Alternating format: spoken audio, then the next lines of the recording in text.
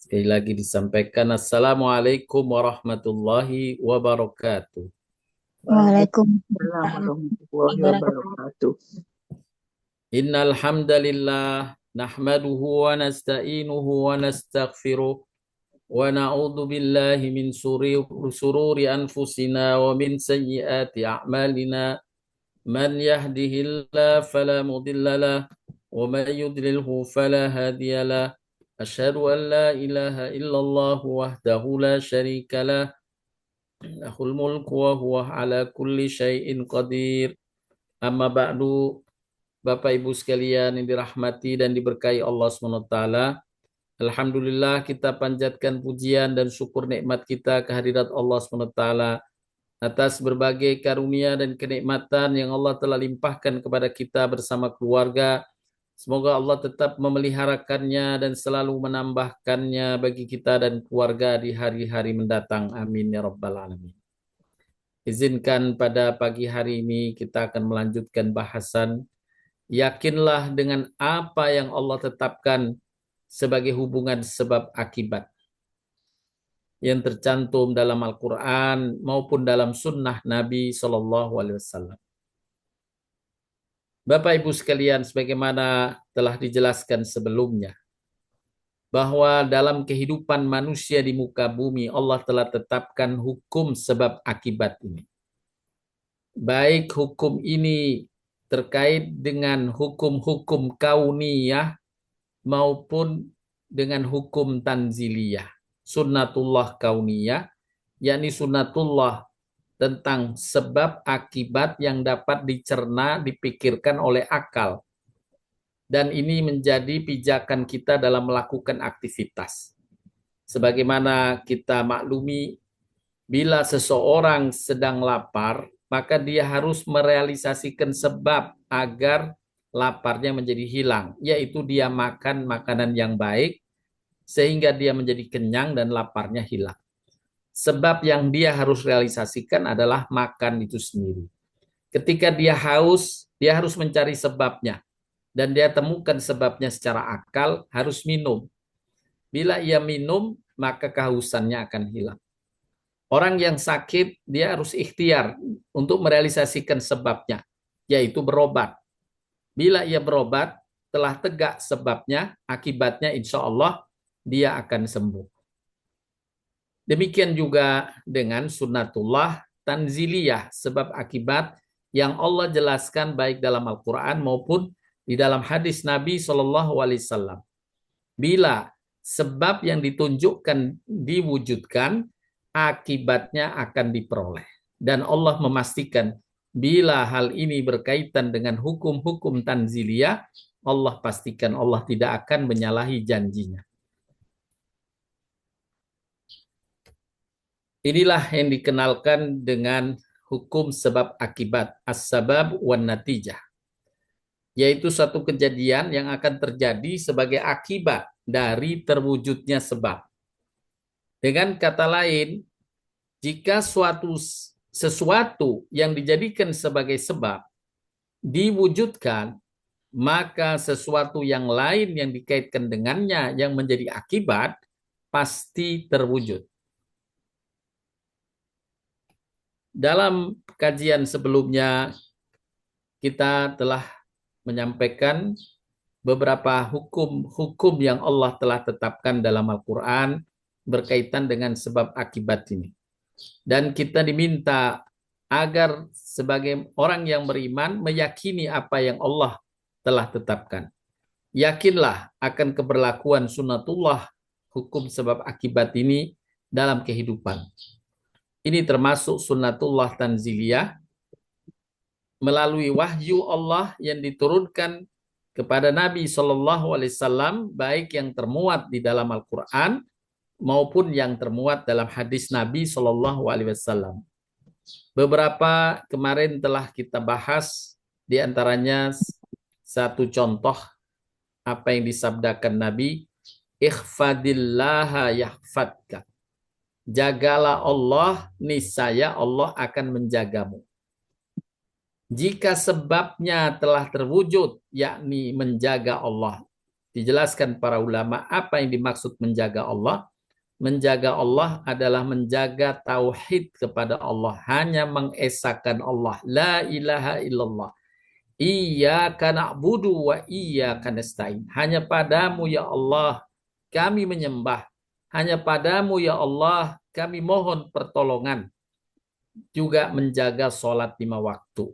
Itu yang salah satu makna tafsir penjelasan berkaitan menjaga Allah. Jagalah Allah dengan tetap istiqomah menjaga ketauhidan dan menjaga sholat 5 waktu. Siapa yang melaksanakannya berarti dia sedang menjaga Allah, maka pasti dia akan memperoleh akibatnya, yahfadka, Allah pasti menjagamu. Kemarin telah kita bahas ada 9 poin yang Allah ungkapkan dalam Al-Quran dan hadis Nabi SAW berkaitan dengan hukum sebab akibat itu. Kita akan lanjutkan beberapa poin penting lainnya yang dijelaskan baik dalam Al-Quran maupun hadis tentang hukum sebab akibat. Bila kita telah mengetahui, kita wujudkan sebabnya, akibatnya pasti kita akan peroleh.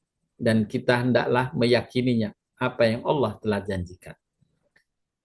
Yang ke-10, kita diperintahkan merealisasikan sebabnya dengan membaca salawat, atau dalam ayat surat Al-Anfal adalah menghadirkan Nabi di kalangan kita.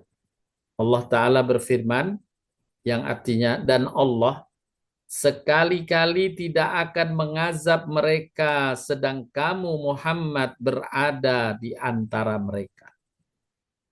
Bila Nabi berada di antara kita, Allah tidak akan menurunkan azab terhadap hamba yang di situ ada Nabi Muhammad SAW.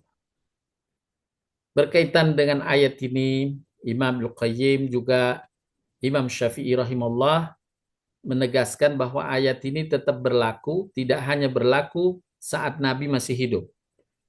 Walau Nabi telah tiada, ayat ini berlaku, tetapi makna kehadiran Nabi adalah makna kehadiran dalam hati hambanya yang beriman. Dalam pikiran hambanya yang beriman, yang itu diwujudkan dengan membaca salawat. Ini penjelasan Imam Al-Qayyim rahimahullah. Kedekatan yang dimaksud dalam ayat tersebut di atas bukanlah kedekatan jarak fisik saja. Tetapi kedekatan kepada Nabi SAW dalam hatinya, yakni mencintai Nabi, menghadirkan namanya dan menghormatinya. Dalam hal ini sering mengucapkan salawat untuknya, menjadikannya uswah, yakni toladan, rujukan. Maka hamba yang beriman yang melakukannya akan mendapatkan perlindungan dari azab sebagaimana dijelaskan dalam ayat di atas. Sekali lagi ayatnya sekali-kali. Tidaklah Allah akan mengazab mereka, yakni hamba, sedang kamu Muhammad berada di antara mereka. Dengan kita membaca salawat, maka Allah menganggap kita telah menghadirkan Nabi SAW dalam hati kita, dan Allah akan melindungi kita dari azab ini. Allah memerintahkan oleh karenanya dalam surat Al-Ahzab ayat 56, Innallaha wa malaikatahu yusalluna 'alan nabi ya ayyuhalladzina amanu sallu 'alaihi wasallimu taslima. Sesungguhnya Allah dan para malaikatnya bersalawat untuk Nabi. Wahai orang-orang beriman, bersalawatlah kamu untuk Nabi dan ucapkan salam penghormatan kepadanya. Jika kita membaca salawat Allahumma salli ala Muhammad wa ala ali Muhammad, maka sungguh kita dalam hati kita menghadirkan Nabi, dalam pikiran kita menghadirkan Nabi, dan Nabi mengungkapkan dalam hadisnya, barang siapa yang bersalawat kepadaku 1 kali, maka dengan salawatnya itu Allah akan bersalawat kepadanya 10 kali. Bila Allah menyampaikan salawat kepada kita 1 kali saja, pasti kita selamat. Apalagi sampai 10 kali. Ini ganjaran besar yang Nabi sampaikan untuk memenuhi perintah Allah, surat Al-Ahzab 56. Sesungguhnya Allah dan para malaikatnya bersalawat untuk Nabi. Wahai orang-orang beriman, bersalawatlah kamu untuk Nabi, ucapkan salam penghormatan kepadanya. Jika kita melakukan ini, maka insya Allah akibat yang Allah janjikan dalam surat Al-Anfal akan terwujud. Allah sekali-kali tidak akan mengazabmu, menimpakan musibah padamu, sedang kamu Muhammad berada di antara mereka. Dengan salawat kita menghadirkan dalam hati Nabi SAW. Ini di antara hukum sebab akibat yang lanjutannya ke-10. Kemudian yang ke-11. Jika berencana jahat, maka dampak kejahatannya akan balik ke diri sendiri. Na'udzubillahi min dzalik. Ini yang Allah tetapkan sebagai hukum sebab akibat juga dalam Al-Quran. Surat Fatir ayat 43. Allah berfirman yang artinya, karena kesombongan mereka di muka bumi dan karena rencana mereka yang jahat. Rencana yang jahat itu tidak akan menimpa selain kepada orang yang merencanakannya sendiri. Jadi kalau orang berencana jahat, dampak kejahatannya itu pasti balik kepada orang itu sendiri. Dan ini janji Allah tidak akan meleset. Innallaha la yukhliful mi'ad. Allah tidak menyalahi janjinya. Dan ayat ini atau hukum sebab akibat ini, rencana jahat tidak akan menimpa selain kepada orang yang merencanakannya sendiri, dikuatkan dalam ayat berikutnya. Tiadalah yang mereka nantikan melainkan berlakunya sunnah Allah itu yang telah berlaku pada orang terdahulu. Maka sekali-kali kamu tidak akan mendapat penggantian bagi sunnatullah itu. Hukum ini nggak berganti. Dan sekali-kali tidak pula kamu menemui penyimpangan bagi sunnah Allah itu. Menyimpang tidak, berganti tidak, telah berlaku sejak dahulu. Bahwa kejahatan akan balik risiko kejahatannya kepada diri pelaku sendiri. Kita harus meyakini ini. Agar kita bisa menghindarkan diri kita dari melakukan kejahatan. Karena risiko kejahatan akan balik kepada si pelaku. Inilah hukum sebab akibat yang Allah telah tetapkan. Jangan memunculkan sebabnya dengan melakukan kejahatan. Karena bila muncul sebabnya, akibatnya pun akan muncul juga. Yaitu risiko kejahatan akan balik kepada si pelaku. Dalam ayat yang lain Allah sampaikan, wa jazaa'u sayyi'atin sayyi'atun mithluha. Balasan satu kejahatan adalah kejahatan yang serupa. Selanjutnya yang ke-12, jika kita beramal baik, maka terbalas dengan kebaikan berlipat ganda. Bukan setara, tapi Allah janjikan malah berlipat ganda. Dalam ayat surat Al-An'am 160 Allah Ta'ala berfirman, A'udzubillahi minasyaitonirrajim, man jaa'a bil hasanati falahu asyru amthaliha wa man jaa'a bis sayyi'ati fala yujza illa mithlaha wa hum la yudlamun. Barang siapa membawa amal yang baik, maka baginya balasan 10 kali lipat amalnya. Allah lipat gandakan kemanfaatan bagi orang yang melakukan kebaikan dan amal soleh. Ayat ini juga diperkuat pada ayat lainnya. Dalam surat Al-Zalzalah, barang siapa mengerjakan kebaikan seberat zarrah pun, sekecil apapun, niscaya dia akan melihat balasannya. Allah pasti balas. Barang siapa mengerjakan kejahatan sebesar zarrah pun, niscaya ia akan melihat balasannya. Juga dalam ayat berikutnya, surat Al-Isra ayat ke-7, yang artinya jika kamu berbuat baik, berarti kamu berbuat baik untuk dirimu sendiri, yakni manfaat itu akan balik kepada diri kita. Jika kamu berbuat jahat, maka itu untuk dirimu sendiri, pasti risiko kejahatannya balik kepada si pelaku kejahatan. Sehingga kita didorong dengan ayat dan hukum ini, realisasikan sebab. banyak melakukan kebaikan-kebaikan, pasti dijamin balasannya kebaikan. Hindari kejahatan-kejahatan, karena kita khawatir balasannya, akibatnya adalah kejahatan itu dampaknya kembali kepada diri kita. Dalam ayat yang lain, hal jazaul ihsani illal ihsan. Tidak ada balasan kebaikan kecuali kebaikan pula. Ini tercantum dalam surat Ar-Rahman ayat ke-60. Yang dengan kepastian ini Allah mengingatkan ini adalah sebuah nikmat. Fabi ayyi ala'i rabbikuma tukadziban. Terhadap nikmat Allah yang memberikan kepastian bahwa orang yang merealisasikan sebab dengan berlaku kebaikan pasti dia akan memperoleh kebaikan. Dan orang yang melakukan kejahatan, dampak keburukan kejahatannya akan balik kepada dirinya. Ini adalah satu kepastian dari Allah yang merupakan nikmat. Juga dalam surat An-Najm ayat 31 Allah berfirman yang artinya, dan hanya kepunyaan Allah lah apa yang ada di langit dan apa yang ada di bumi. Supaya dia Allah memberi balasan kepada orang yang berbuat jahat terhadap apa yang telah mereka kerjakan, dan memberi balasan kepada orang yang berbuat baik dengan pahala yang lebih baik. Selanjutnya di antara hukum sebab akibat ini adalah siapa yang pemaaf akan dimaafkan oleh Allah.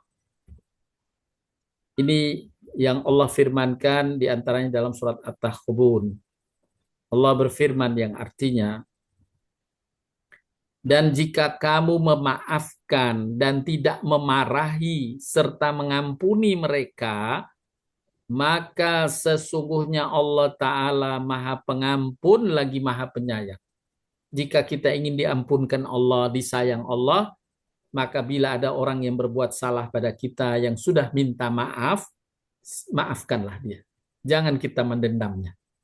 Kalau dia sudah minta maaf, maafkanlah dia. Maka ini bagian dari wasilah dengan merealisasikan sebab untuk meraih akibat, mendapatkan ampunan dan kemaafan dari hilaf salah kita kepada Allah Subhanahu wa taala. Juga dalam surat An-Nur ayat 22 Allah taala berfirman yang artinya, dan hendaklah mereka memaafkan dan berlapang dada. Maafkan, jangan dendam lagi, lapang dada, sudah lega. Apakah kamu tidak ingin jika Allah mengampunimu? Jika kita bisa melakukan ini, merealisasikan sebabnya, memaafkan dan berlapang dada, maka Allah mengampuni dosa-dosa kita, hilaf salah kita, mengampuni kekurangan kita. Itulah bonus besar dari Allah. Dalam ayat ini Allah ungkapkan sekali lagi, hendaklah mereka memaafkan dan berlapang dada bila ada orang yang berbuat salah kepada kita kemudian sudah minta maaf. Apakah kamu tidak ingin jika Allah mengampuni? Jangan dendam lagi. Berikutnya, siapa yang pengasih akan dikasihi oleh Allah Subhanahu wa taala. Bila dia merealisasikan sebab, yaitu adanya kepengasihan pada sesama, maka dia memperoleh akibatnya dikasihi Allah. Ini yang dijaminkan oleh Nabi SAW dalam sabdanya, sesungguhnya Allah Ta'ala hanya merahmati hamba-hambanya yang pengasih. Allah mengasihi hamba-hambanya yang pengasih. Dalam hadis yang kedua, orang yang pengasih akan dikasihi zat yang maha pengasih, yakni Allah Subhanahu wa Ta'ala. Oleh karenanya, kasihilah yang di bumi, maka yang di langit, yakni Allah, akan mengasihimu. Jika kita ingin dikasihi Allah, mendapat kasih sayang Allah, berkasih sayanglah kepada sesama di muka bumi. Berikutnya, siapa yang menolong akan ditolong. Realisasikan sebab, yaitu menolong orang lain untuk mendapatkan akibat. Pertolongan dari Allah kepada kita. Sebagaimana dijelaskan oleh Nabi SAW dalam sabdanya yang artinya, Allah Ta'ala menolong seorang hamba selagi hamba tersebut menolong sesamanya. Juga dalam sabda Nabi berikutnya, barang siapa menolong saudaranya yang membutuhkan, maka Allah Ta'ala akan menolongnya. Mari Bapak Ibu kita realisasikan sebabnya. Untuk mendapatkan akibat pertolongan Allah, sebabnya adalah bisa menolong sesama. Yang ke-16 berikutnya adalah siapa yang mempermudah urusan orang lain akan dimudahkan oleh Allah urusannya. Kita tentu sangat membutuhkan kemudahan dari Allah dalam segala urusan kita. Maka kuncinya realisasikan sebabnya. Apa sebabnya? Permudah orang yang sedang kesulitan. Kita tidak tahu, kadang kesulitan menimpa seseorang hari ini. Ya, kita merasa tidak sulit, kita tidak tahu. Esok, lusa, pekan depan, bulan depan, boleh jadi kesulitan itu menimpa kita. Maka jika kita mempermudah urusan orang lain dari kesulitannya, Allah jamin Allah akan mempermudah urusan kita ke depannya. Sebaliknya jangan mempersulit urusan orang lain. Jika mempersulit, maka Allah akan menyulitkan kita. Na'udzubillah min dzalik. Ini yang disabdakan Nabi SAW. Barang siapa yang mempermudah kesulitan orang lain, maka Allah Ta'ala akan mempermudah urusannya di dunia dan di akhirat. Di dunia Allah mudahkan, apalagi di akhirat. Juga dalam satu bait doa Nabi pernah menyampaikan, Ya Allah, barang siapa yang berlemah lembut terhadap sesama, maka berlemah lembutlah terhadapnya. Dan barang siapa yang mempersulit sesama, maka persulitlah dia. Jangan sekali-kali kita mempersulit orang. Karena mempersulit orang, akibatnya kita akan dipersulit oleh Allah Subhanahu wa Ta'ala. Na'udzubillahi min dzalik. Mari kita sama-sama memudahkan urusan orang lain yang sedang kesulitan, menolong orang lain, mengasihi orang lain, mengasihi sesama. Ya, ini untuk meraih akibatnya kita dikasihi Allah, ditolong Allah, dimudahkan oleh Allah. Dalam hadis yang lain Nabi bersabda, barang siapa meringankan sebuah kesusahan seorang mukmin di dunia, Allah akan meringankan kesusahannya pada hari kiamat. Barang siapa memudahkan urusan seseorang yang dalam kesulitan, Allah akan memberinya kemudahan di dunia dan di akhirat. Barang siapa menutup aib seseorang, Allah pun menutup aibnya di dunia dan di akhirat. Allah akan senantiasa menolong hambanya selama hambanya tersebut suka menolong saudaranya. Mari kita sama-sama sekali lagi merealisasikan sebabnya. Menolong sesama, memudahkan sesama, menggembirakan sesama. Insya Allah kita akan meraih akibatnya. Allah akan menggembirakan kita, memudahkan urusan kita, dan selalu menolong kita. Juga bagian dari hadis tadi kita ambil yang ke-17. Siapa yang menutup aib saudaranya akan ditutupi aibnya. Diperkuat dalam hadis, barang siapa yang menutupi kejelekan atau aib seorang mukmin, Allah Ta'ala akan menutupi kejelekannya. Dalam hadis yang berikutnya, barang siapa yang menutupi aib saudaranya, Allah Ta'ala akan menutupi aibnya pada hari kiamat. Berikutnya, Bapak Ibu sekalian yang dirahmati Allah Subhanahu wa Ta'ala, siapa yang memandang kecil kesalahan orang lain, tidak membesar-besarkan, maka Allah akan memandang kecil kesalahannya. Dan tentu kita berharap demikian. Sebagaimana Nabi SAW sabdakan, barang siapa memandang kecil, yakni tidak membesar-besarkan kesalahan seorang muslim, maka Allah Ta'ala akan memandang kecil kesalahannya. Berikutnya, siapa yang melapangkan akan dilapangkan. Dalam hal ini Allah firmankan dalam Al-Quran, tepatnya dalam surat Al-Mujadilah ayat ke-11. Allah Ta'ala berfirman, A'udzubillahi minasyaitonirrajim. Ya ayyuhalladzina amanu idza qila lakum tafassahu fil majalisi famsahu yafsahillahu lakum. Wa idza qila suzu fansuzu yarfa'illahu alladzina amanu minkum walladzina utul ilma darajat. Wallahu bima ta'maluna khabir. Wahai orang-orang beriman, apabila dikatakan kepadamu berlapang-lapanglah dalam majelis, maka lapangkanlah, niscaya Allah akan memberi kelapangan untukmu. Bapak Ibu, tentu kita sangat berharap diberikan kelapangan oleh Allah dalam segala urusan kita. Dan kuncinya realisasikan sebabnya. Allah telah mengungkapkan dalam ayat ini sebab yang harus direalisasikan, yaitu melapangkan urusan orang lain. Bila kita melapangkan orang lain, dijamin akibatnya kita akan raih, kita akan dilapangkan oleh Allah Subhanahu wa taala. Inilah yang Allah janjikan, innallaha la yukhliful mi'ad, Allah tidak akan menyalahi janjinya.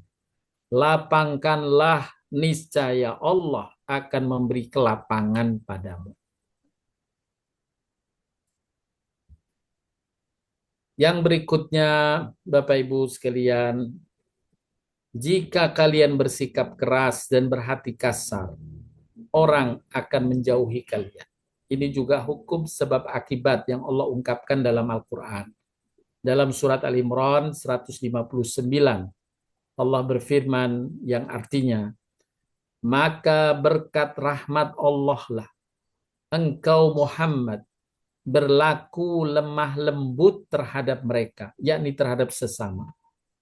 Sekiranya engkau bersikap keras, lagi berhati kasar, tentu mereka akan menjauhkan diri dari sekitarmu. Ini juga sunatullah. Bila kata Allah, kalian berhati kasar, bersikap keras terhadap sesama, tentu mereka akan lari darimu, akan menghindar darimu. Dan ini diingatkan oleh Allah kepada Nabi tentang hukum sebab akibat ini. Artinya sekali bernabi pun bisa demikian. Nanti tetap terjadi hukum ini. Apalagi bukan sebagai nabi, tentu kepastian lebih meyakinkan untuk berlaku. Maka kita hindari, hendaklah kita diajarkan berlemah lembut, tawadhu, rendah hati, dan sebagainya. Itu bagian dari mendapatkan karunia besar dari Allah Subhanahu wa taala. Berikutnya, berlaku jujur menuai keberkahan. Disebutkan dalam hadis Nabi SAW yang artinya kedua orang penjual dan pembeli masing-masing memiliki hak pilih, yakni hak khiyar, selama keduanya belum berpisah. Selama masih bertransaksi boleh membatalkan. Bila keduanya berlaku jujur dan saling terus terang, maka keduanya akan memperoleh keberkahan dalam transaksi tersebut. Sebaliknya, bila mereka berlaku dusta dan saling menutup-nutupi, niscaya Allah akan hilangkan keberkahan bagi mereka pada transaksi tersebut. Dengan kata lain, berlaku jujur saat kita berjual beli, maka keberkahan Allah akan turunkan pada kedua belah pihak, pada penjual dan pada pembeli. Siapa yang berlaku jujur akan menuai keberkahan. Dalam Al-Quran, Allah memerintahkan kita berlaku jujur ini. Tepatnya dalam surat Asy-Syu'ara ayat 181 hingga 183. Allah berfirman yang artinya, sempurnakanlah takaran dan jangan kamu termasuk orang-orang yang merugikan orang lain. Timbanglah dengan timbangan yang lurus. Dan jangan kamu merugikan manusia pada hak-haknya. Karena perbuatan semacam ini, risiko buruknya akan balik Allah pastikan pada mereka. Allah cabut keberkahannya. Dalam sabda Nabi SAW berikutnya, Nabi bersabda, tidaklah mereka berbuat curang ketika menakar dan menimbang, melainkan mereka akan ditimpa kekeringan, ditimpakan musibah kekeringan, kemarau, mahalnya biaya hidup, dan kelaliman para penguasa. Ini akibat yang ditimbulkan karena munculnya sebab, yaitu banyaknya kecurangan dalam menakar timbangan saat bertransaksi jual beli. Jika itu terjadi, maka Allah jadikan mahalnya biaya hidup. Bapak Ibu sekalian yang dirahmati Allah Subhanahu wa taala. Itu di antara hukum sebab akibat baik yang tercantum dalam Al-Qur'an maupun hadis Nabi sallallahu alaihi wasallam. Ketahuilah perbuatan Allah taala terhadap seseorang sebagaimana perbuatan orang tersebut terhadap hamba Allah yang lain. Siapa yang menyulitkan, Allah akan sulitkan. Kalau dia menolong sesama, Allah akan tolong. Kalau dia memudahkan, Allah akan mudahkan. Kalau dia melapangkan sesama, Allah akan lapangkan dia. Sekali lagi, perbuatan Allah Ta'ala terhadap seorang hambanya, sebagaimana perbuatan hamba itu terhadap hambanya yang lain. Maka Bapak Ibu, hendaklah kita memilih perbuatan yang kita sukai apabila Allah melakukan perbuatan itu pada kita. Jadi bila kita ingin ditolong Allah, tolonglah orang lain. Jika kita ingin dipermudah oleh Allah, mudahkan urusan orang lain. Jangan kita berbuat sebaliknya. Kalau kita menyulitkan orang lain, banyak menyulitkan orang lain, Allah pasti menyulitkan kita. Bila kita tidak mau menolong orang lain, Allah tidak menolong kita. Bila kita tidak mengasihi orang lain, Allah tidak mengasihi kita. Maka hukum ini yang harus kita yakini dan kita wujudkan sebab-sebab untuk meraih akibat kebaikan bagi kita. Sebaliknya, kita hindari perbuatan buruk terhadap hambanya. Karena kita khawatir Allah akan melakukan perbuatan yang serupa kepada kita. Yani jangan kita mempersulit orang, jangan kita tidak melapangkan urusan orang. Ya, ketika ia dalam kesulitan, dalam butuh kelapangan, hendaklah kita lapangkan. Imam Al-Qayyim menyampaikan, apapun muamalah yang seseorang kerjakan terhadap manusia, maka orang tersebut akan mendapatkan balasan yang sama di sisi Allah Ta'ala, sesuai dengan apa yang ia lakukan kepada sesama. Sesungguhnya Allah Ta'ala zat yang maha mulia, mencintai yang mulia akhlaknya dari hamba-hambanya. Dia adalah zat yang maha mengetahui, mencintai orang-orang yang berilmu, menuntut ilmu.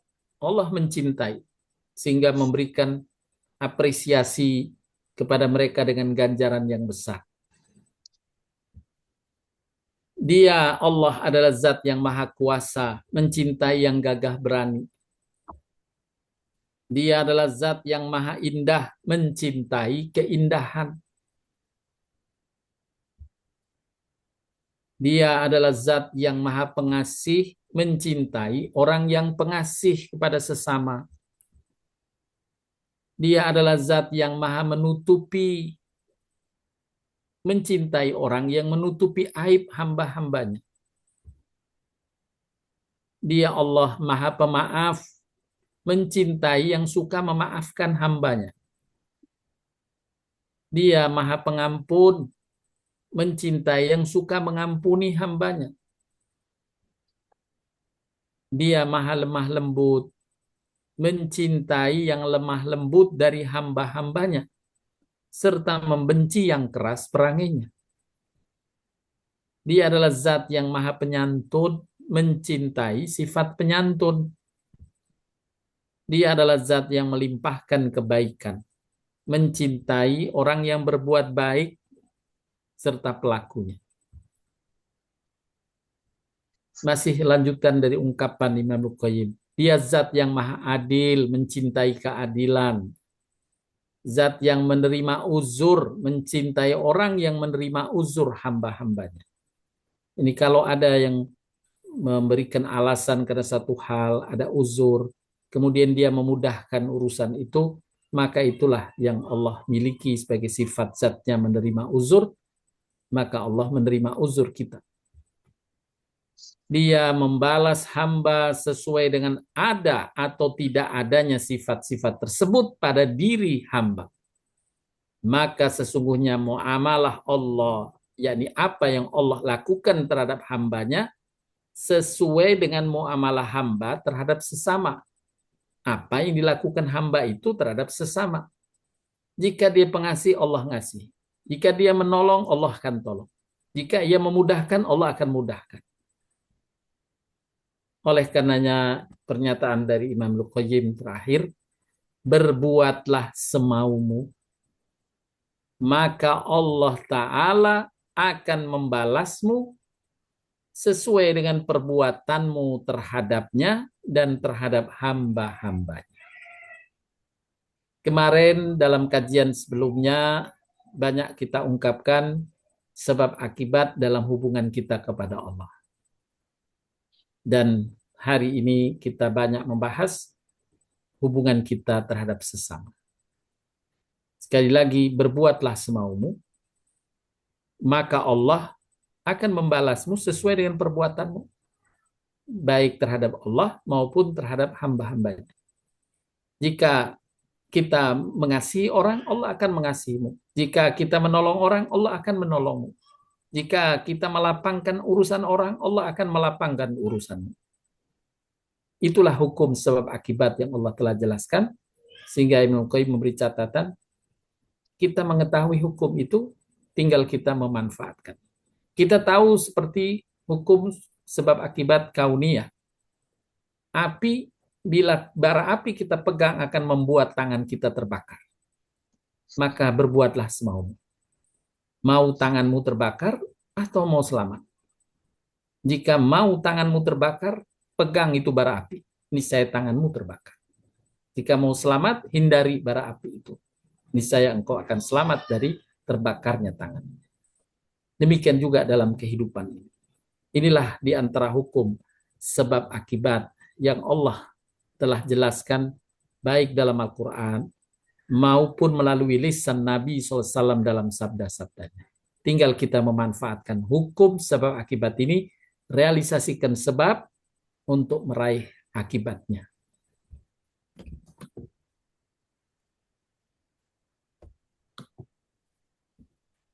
Yakinlah akan berlakunya hukum sebab akibat ini. Sebagaimana kita bisa ambil pelajaran tentang keyakinan terhadap hukum sebab akibat ini yang dimiliki oleh Khadijah, istri Nabi Sallallahu Alaihi Wasallam.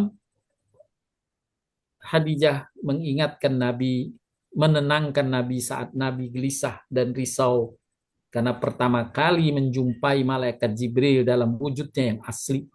Nabi ketakutan, Nabi khawatir. Kemudian Khadijah menenangkan Nabi dengan ungkapan yang terabadikan dalam hadis Imam Bukhari sebagai berikut.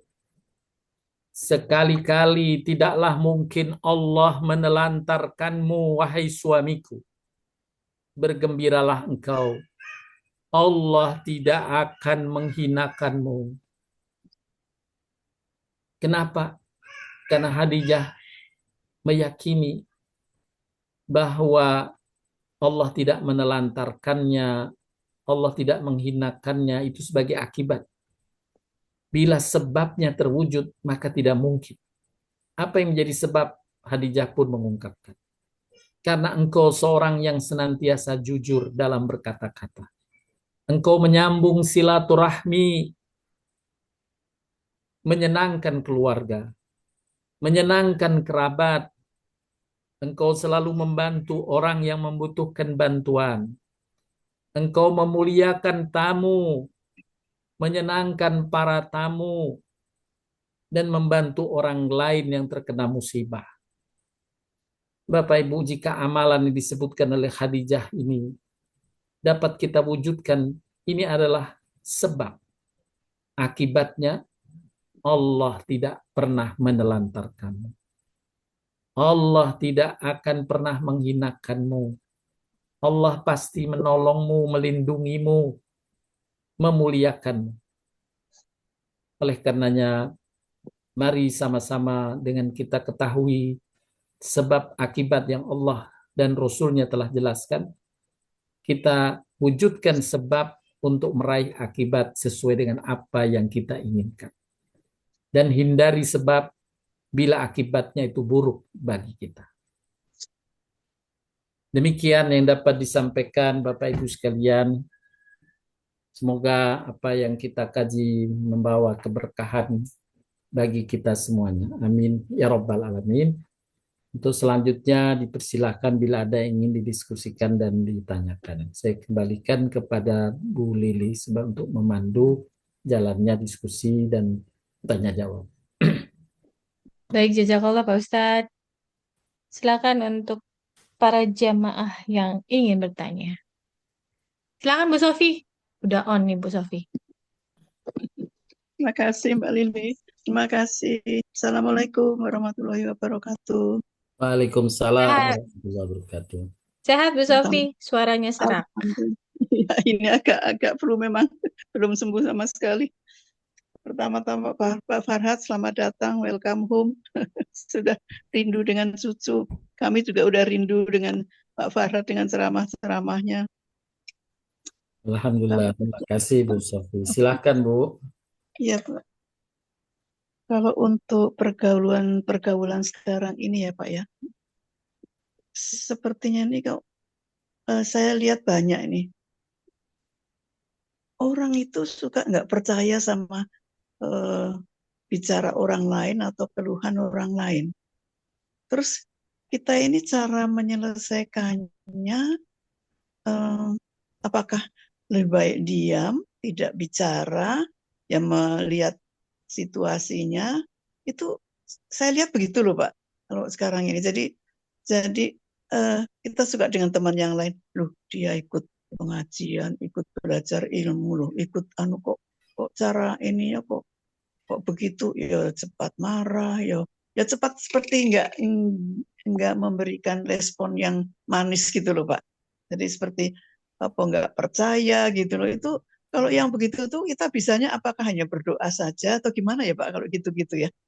Kepengen membantu dia tapi kok belum sudah cara ininya ya Pak, cara mukanya atau kesannya itu sudah nggak enak dilihat gitu loh Pak. Baik ya, Bu Sofi. Iya. Ya, yang pertama tidak ada manusia yang sempurna. Justru itu menjadi tantangan bagi kita dalam pergaulan di tengah masyarakat yang memang memiliki sifat yang berbeda-beda. Di masa Nabi SAW, para sahabat pun itu berbeda-beda karakternya. Ya, ada yang sifatnya seperti Utsman bin Affan, sebagaimana pernah saya sampaikan. Dia lembut, halus, ya. Ada yang sifatnya atau karakternya seperti Umar bin Khattab, yang keras, temperamen, dan sebagainya. Tapi semua ada jalan keluar dalam syariat ini. Ya, bahkan masing-masing memiliki pahala yang bisa kadang lebih besar. Ya, bila effort untuk menahan atau menyesuaikan dengan apa yang disyariatkan, itu effortnya yang lebih besar, dapat pahala yang lebih besar. Hal ini pernah saya sampaikan. Ya. Nah, ketika kita menghadapi dalam pergaulan semacam itu, ya kita kuncinya adalah sabar.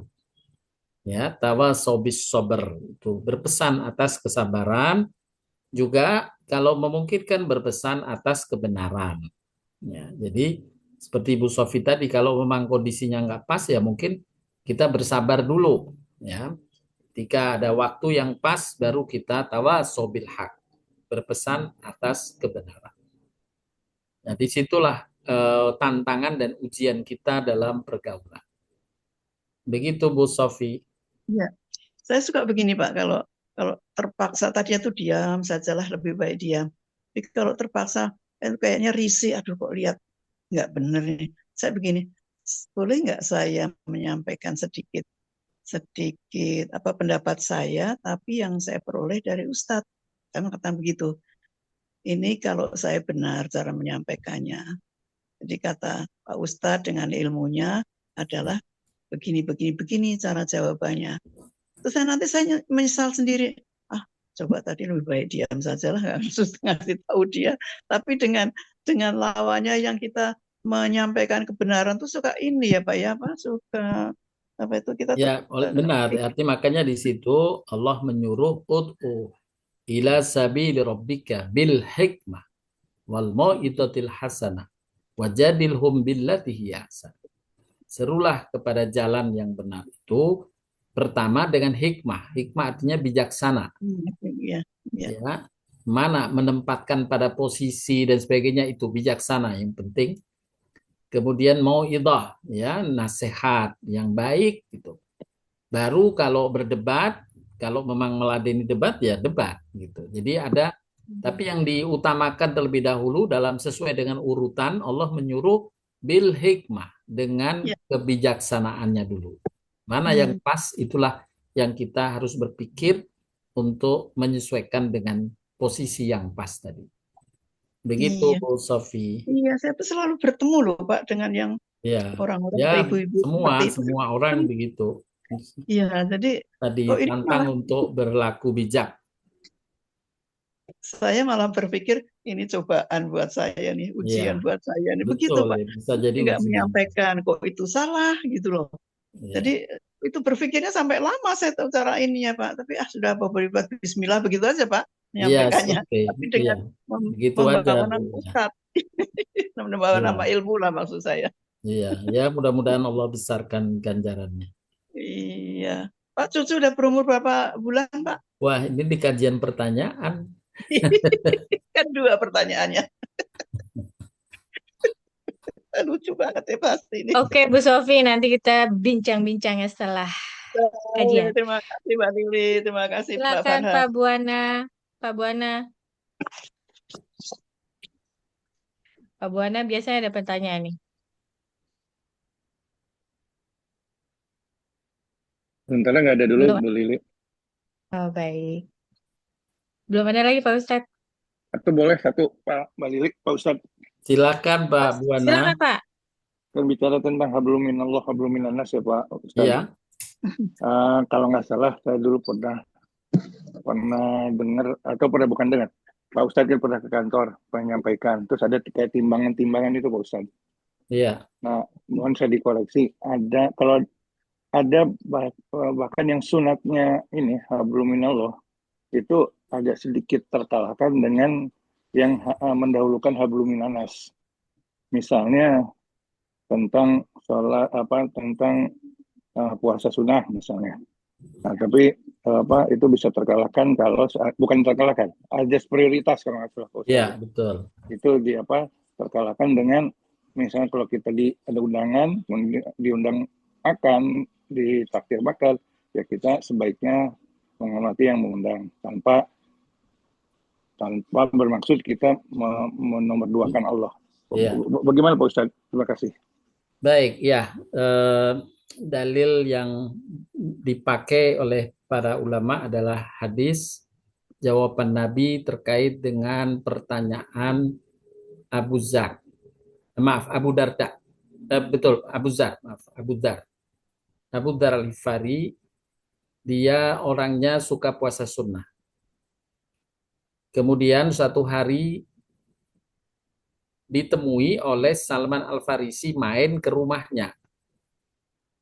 Salman Al-Farisi main ke rumahnya yang hari itu bukan hari puasa Senin atau Kamis, bukan. Karena Abu Salman juga puasa. Tapi di hari lain, ternyata Abu Zar itu sedang puasa sunnah. Dan ketika Abu Zar memberikan hidangan kepada Salman di rumahnya sebagai menjamu tamu, amalan menjamu tamu, kemudian dipersilahkan Salman makan. Salman nanya, "Loh, kenapa engkau nggak makan?" Abu Zar menyatakan, "Saya puasa." "Puasa apa?" "Puasa sunnah." "Jika engkau nggak makan, saya juga nggak akan makan." Kemudian tetap Abu Zar maksa. "Ya kalau engkau memaksaku memakan, engkau juga aku paksa makan. Makanlah engkau. Ikut makan, bergabung."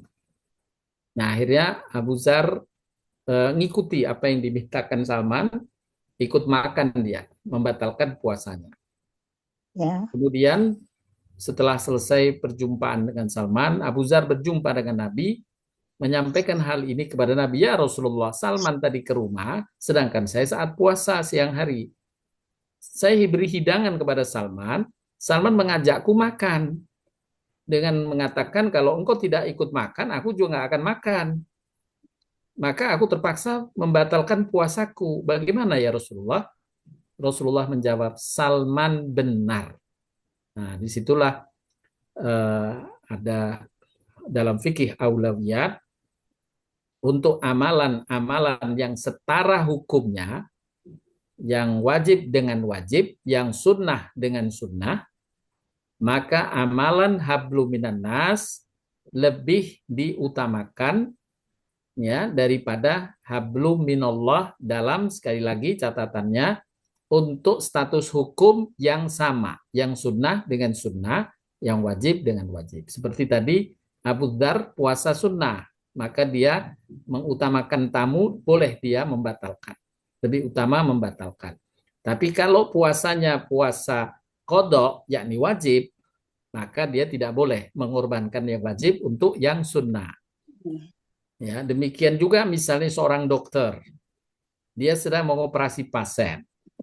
Dia baru ingat saat operasi berjalan sudah waktu sholat duhur. Waktu sholat duhur sudah mau selesai, mau asar. Maka kewajiban menyelesaikan urusannya terkait dengan nyawa manusia itu wajib. Sholat duhur juga wajib. Maka dalam posisi yang sama semacam ini, hukumnya dia diminta mengutamakan nyawa seseorang, lanjutkan dulu proses operasinya, dengan niatkan saja sholat duhurnya nanti dijamak. Nah itu untuk status yang sama. Tentu kalau hal-hal yang sifatnya tidak seperti kita belum sholat zuhur, udah mau asar, tapi kemudian sedang bercakap dengan tamu. Nah, menjamu tamu kan sunnah. Maka ya kita harus terus terang aja, maaf saya belum sholat duhur sebentar ya, gitu. Nah, tapi kalau terkait dengan Abu Dzar tadi memang amalan puasanya puasa sunnah. Begitu Pak Buana. Tapi tidak semua amalan ini Pak Ustadz ya, sebelum amalan yang hablum minal apa namanya hablum minallah ternomor duakan oleh hablum minanas gitu Pak Ustadz ya. Tadi kaidahnya adalah kalau setara hablum minanas didahulukan. Kalau status hukumnya setara, sunnah-sunnah, maka hablum minanas diutamakan. Gitu. Tapi kalau berbeda, yang hablum minallahnya wajib, hablum minannasnya sunnah, maka tidak bisa. Gitu, Pak Buana. Oke, terima kasih Pak Ustadz. Sama-sama Pak Buana, sehat selalu. Amin, amin. Pak Ustadz juga. Bagaimana Bu Lili? Belum ada lagi Pak Ustadz. Baik, Bapak Ibu sekalian, kalau belum ada pertanyaan lain, mungkin kita cukupkan. Saya ingin menutup dengan menyampaikan ini di antara hukum sebab akibat yang telah kita bahas di dalam Al-Quran atau Sunnah Nabi SAW.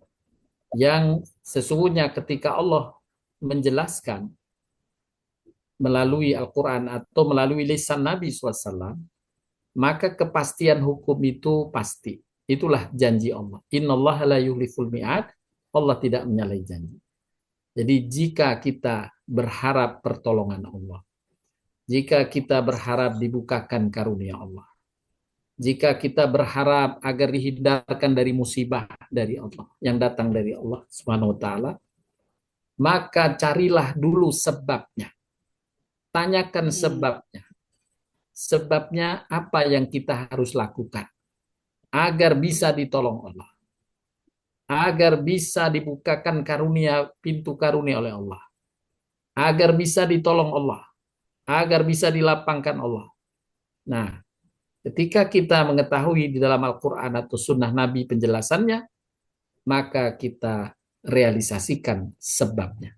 Insya Allah akibatnya pasti Allah akan limpahkan kepada kita sesuai dengan apa yang Allah telah tetapkan. Sekali lagi, yakinlah dengan apa yang Allah telah tetapkan, sebagaimana tadi diungkapkan dalam hadis Imam Bukhari, keyakinan Siti Khadijah bahwa tidak mungkin Nabi ditinggalkan Allah, tidak mungkin ditelantarkan Allah. Kenapa? Karena amalan-amalan yang menjadi sebab Nabi telah wujudkan. Suka bersilaturahim, menjamu tamu, menyenangkan sesama. Itu amal-amal yang mendatangkan kebaikan dan Allah jawab dengan kepastian. Itulah Bapak Ibu yang bisa disampaikan, mudah-mudahan bermanfaat. Mohon maaf bila ada kata yang kurang berkenan. Saya cukupkan dengan kafarat majelis. Subhanakallahumma wa bihamdika asyhadu an la ilaha illa anta astaghfiruka wa atubu ilaik. Assalamualaikum warahmatullahi wabarakatuh.